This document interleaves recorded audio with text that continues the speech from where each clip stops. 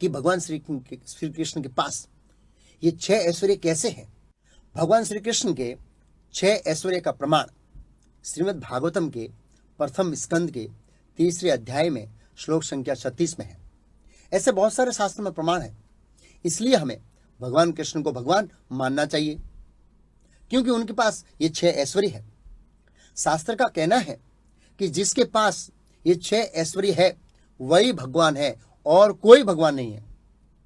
आप प्रश्न कर सकते हैं कि क्या राम भगवान नहीं है? हाँ है ना।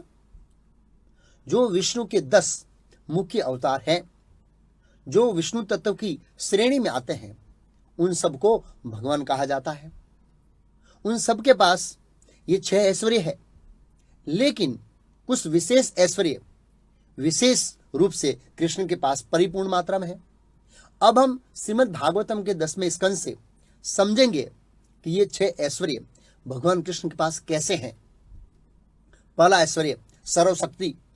भगवान कृष्ण सर्वशक्तिमान है। जब भगवान कृष्ण मात्र 7 साल के थे, तब उन्होंने अपनी छोटी सी उंगली पर गोवर्धन पर्वत को 7 दिन तक धारण किया था, 7 दिन तक उठाया था, जो 11 किलोमीटर लंबा है और 20 किलोमीटर ऊंचा था। आप सोचिए गोवर्धन पर्वत का कितना वजन होगा। यह भगवान की परिभाषा है, सर्वशक्तिशाली भगवान। फिर कालिया नाग को वश में किया था। देखा कालिया नाग को? ये देखिए कितना खतरनाक है। उसके पास इतना विष था कि वो एक पेड़ पर फूंक मारे तो पूरा पेड़ जल जाएगा। हजारों लोगों को एक साथ मार सके, इतना विष उसके पास था। ऐसे कालिया नाग के सिर पर भगवान कृष्ण ने डांस किया था, डांस। ऐसे ही खेल खेल में बड़े बड़े असुरों का वध किया, जैसे बकासुर, व्यमासुर, अरिष्टासुर, धेनुकासुर। ये सब बड़े बड़े असुर बहुत ही शक्तिशाली और खतरनाक थे, और ऐसे असुरों से देवता भी डरते थे। उन असुरों को भगवान कृष्ण मात्र चुटकी में मार दिया, एक चुटकी में। अभी भारत में बहुत ऐसे साधु हैं जो अपने आप को भगवान कहते हैं या भगवान का अवतार घोषित करते हैं अपने आप को। तो मेरी उनको चुनौती है, चुनौती कि भगवान कृष्ण ने तो गोवर्धन पर्वत उठाया था, लेकिन उनको सिर्फ 50 किलो का पत्थर 7 घंटे के लिए उठाकर खड़े रहना कहेंगे, तब हम स्वीकार करेंगे कि आप भगवान हैं, नहीं तो आप ढोंगी है। भगवान कृष्ण ने तो कालिया नाग पर डांस किया था, लेकिन जो अपने आप को भगवान कहते हैं, ऐसे भगवान को मेरी चुनौती है कि उनको सर्प पर डांस करने की जरूरत नहीं है। उसकी जगह अगर उसके आश्रम में 4-5 सांप छोड़ दीजिए या छोड़ दें, तो ऐसे ढोंगी भगवान की नींद खराब हो जाएगी। वो भगवान भाग जाएगा। तो कृपया ऐसे मूर्खों को आप भगवान मत मानिए। शास्त्र में भगवान के बारे में, शास्त्रों के दृष्टिकोण से भगवान के बारे में समझने का प्रयास कीजिए कि भगवान की परिभाषा क्या है। फिर है सर्व सुंदरता। भगवान कृष्ण इतने सुंदर है जिसकी कोई कल्पना नहीं कर सकता। इस जगत में कोई व्यक्ति सुंदर है तो वो मनुष्यों को ही आकर्षित कर सकता है, पशु पक्षियों को आकर्षित नहीं कर सकता। लेकिन श्रीमद् भागवतम के 10वें स्कंद में वर्णन है कि पशु पक्षी भी भगवान कृष्ण के सौंदर्य से आकर्षित होते थे। एक बार मैं एक व्यक्ति से मिला था जो नास्तिक था, और वह कृष्ण को भगवान नहीं मानता था। एक दिन ऐसे ही मैं उसके घर गया तो उसके घर में भगवान कृष्ण का बहुत अच्छा फोटो था। मैंने उससे कहा, अरे भाई, तुम तो भगवान कृष्ण को भगवान नहीं मानते हो, तो फिर ये फोटो क्यों रखा है? तो उसने कहा, कुछ भी हो, पर ये देखने में बहुत सुंदर लगता है, इसलिए मैंने ये कृष्ण का फोटो लगाया है। मैं इसको भगवान नहीं मानता हूं। तो कहने का मतलब यह है कि वो व्यक्ति भगवान कृष्ण के सौंदर्य से आकर्षित हो गया। फिर है सर्व ज्ञान। भगवान कृष्ण को सभी वेदों का ज्ञान है। जब जरूरत पड़ी तो अर्जुन को 45 मिनट में भगवत गीता का उपदेश दे दिया।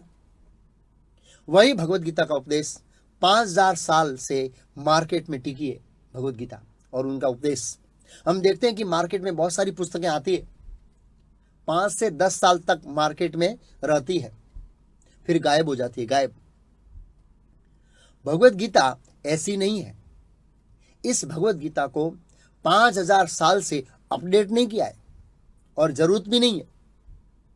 फिर उद्धव जी को उपदेश दिया, ऐसे बहुत सारे लोगों को भगवान कृष्ण ने ज्ञान दिया। भगवत गीता के अनुसार भगवान कृष्ण को भूत, वर्तमान और भविष्य का पूर्ण ज्ञान है। लेकिन आजकल के साधु लोग जो अपने आप को भगवान मानते हैं, जब जन्मे थे तब तो म्याऊं म्याऊं करते थे।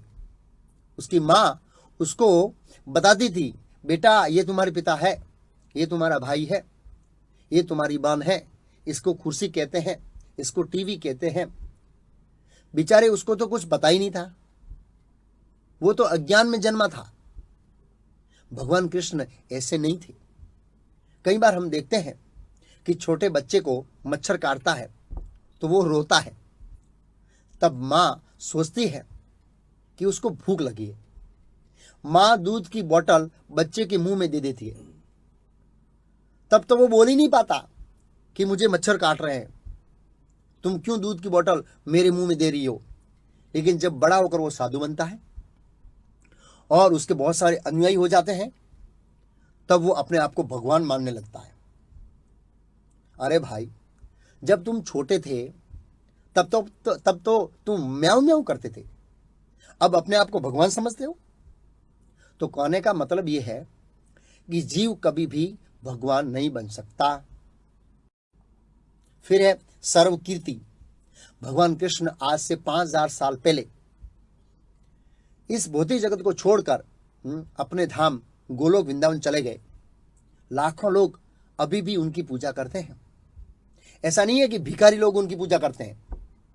आगे हम समझेंगे, बड़े बड़े रथी, महारथी, विद्वान, ऋषि, महारषि उनकी पूजा करते थे और उनकी कीर्ति का गान करते थे, स्तुति करते थे। लाखों लोग अभी भी गीता पढ़ते हैं और भगवान कृष्ण का आश्रय लेते हैं। भगवान का एक नाम है माखन चोर, क्योंकि उन्होंने माखन की चोरी की थी। अगर कोई नेता चोरी करेगा तो लोग उसकी पूजा करेंगे? नहीं करेंगे, उल्टा चंपल से मारेंगे, टमाटर से मारेंगे। लेकिन भगवान कृष्ण की लोग पूजा करते हैं, जय रणछोड़ माखन चोर, क्योंकि वे भगवान है। यह भगवान की कीर्ति है। बहुत लोग प्रश्न करते हैं कि भगवान कृष्ण इतने फेमस है तो सब लोग उनको क्यों नहीं जानते? जानते क्यों नहीं है? आचार्य उदाहरण देते हैं कि अगर कोई कैदी पीएम को नहीं जानता है तो पीएम को इससे कोई फर्क नहीं पड़ता है और जरूर भी नहीं है कि वो पीएम को जाने। ये भौतिक जगत जेल के समान है और भगवान के सर्जन का 1/4 है। 3/4 आध्यात्मिक जगत वैकुंठ और गोलोक में है।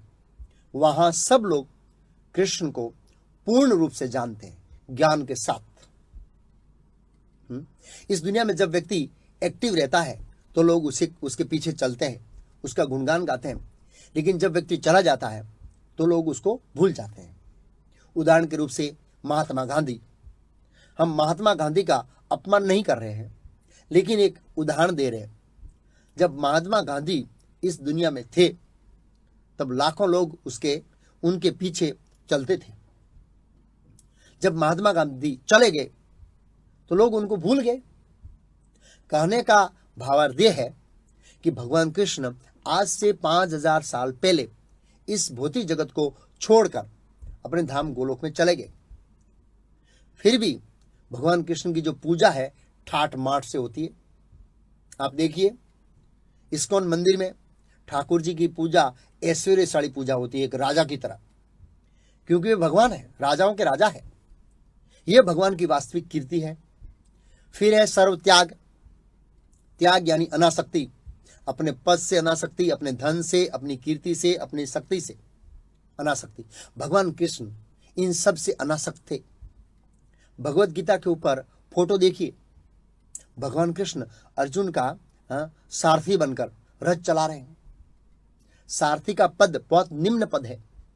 अगर हम किसी धनाढ्य व्यक्ति को कहेंगे कि आप अपने नौकर की गाड़ी चलाकर बाजार में जाए या जाइए, तो वो ऐसा नहीं कर पाएंगे, क्योंकि उसके अहंकार को ठेस लगेगी। अनासक्ति नहीं है, वैराग्य नहीं है, इसलिए वो ऐसा नहीं कर पाएगा। इसलिए अपने आप को बहुत बड़ा व्यक्ति समझता है। वो सोचेंगे पेपर में मेरा फोटो आ जाएगा, मैं बदनाम हो जाऊंगा कि मैं नौकर का गाड़ी चला रहा था। लेकिन भगवान कृष्ण ऐसी चिंता नहीं करते हैं, क्योंकि भगवान में ये वैराग्य का गुण है, त्याग का गुण है। अगर भगवान कृष्ण चाहते तो अर्जुन का रथ ऑटोमेटिक चल सकता था, क्योंकि उनकी शक्ति से अनंत कोटि ब्रह्मांड हवा में तैर रहे हैं। ये पृथ्वी हवा में तैर रही है, तो क्या अर्जुन का एक छोटा सा रथ हवा में नहीं चल सकता था? चल सकता था। लेकिन भगवान बता रहे हैं कि मेरे अंदर त्याग का गुण है। फिर युधिष्ठिर महाराज के राजसु यज्ञ में भगवान ने झूठे पत्तल उठाए थे, ऋषि मुनियों के पैर धोए थे, एक निम्न कोटि की सेवा की थी। इससे यह प्रमाणित होता है कि भगवान कृष्ण में त्याग के गुण हैं।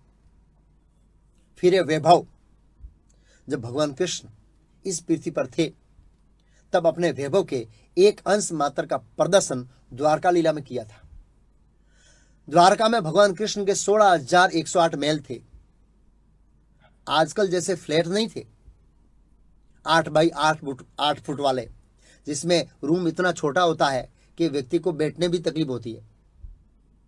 बड़े बड़े महल थे और भगवान कृष्ण का परिवार इतना बड़ा था कि आप सोच नहीं सकते हैं। 16,108 रानी, एक रानी के वहां 10 पुत्र और उन 10 पुत्रों के वहां और 10 पुत्र।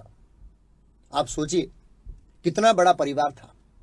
अर्थात एक रानी के महल में 112 व्यक्ति हुए।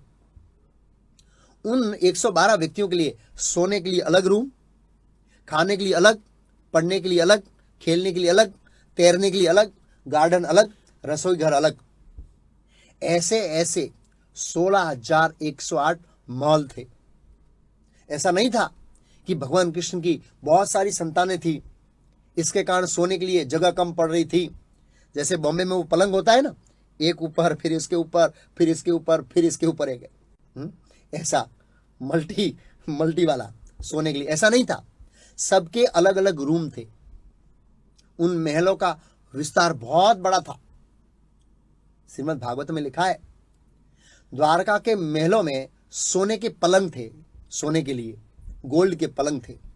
हमारे पास छोटी सी नथनी होती है तो हम बैंक में लॉकर में लॉकर, फिर चाबी तिजोरी में, फिर हमारी जो चाबी है वो तकिए के नीचे रखकर हम सो जाते हैं। तो आप सोचिए द्वारका में भगवान का वैभव कैसा था। बड़े बड़े राजमार्ग थे। राजमार्ग का अर्थ है विशाल जगह। हमारा जो एक्सप्रेस हाईवे है उससे कई गुना बड़े राजमार्ग थे। श्रीमद् भागवत में लिखा है कि द्वारका में 3,80,00,000 तो खाली शिक्षक थे, तो विद्यार्थी कितने होंगे। यह भगवान कृष्ण का ऐश्वर्य है जिसकी कोई तुलना नहीं कर सकता। भगवान श्री कृष्ण के इन 6 ऐश्वर्यों का वर्णन श्रीमद् भागवतम और कई सारे अन्य पुराणों में है। ऑडियो कोर्स में हम विस्तार से समझेंगे, विस्तार से।